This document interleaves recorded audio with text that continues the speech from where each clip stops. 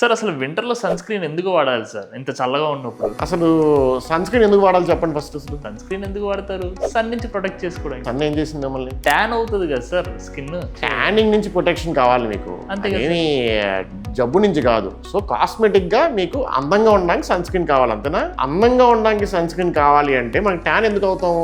UV rays వల్ల అవుతాం. UV rays అంటే ఏంటి? Ultraviolet race. అవి 365 డేస్ సమ్మర్ అయినా వింటర్ అయినా ఉంటాయి. సో యూవీ రేస్ లో ఏమైనా టైప్స్ ఏమైనా ఉన్నాయి, మీకు ఐడియా ఉందా?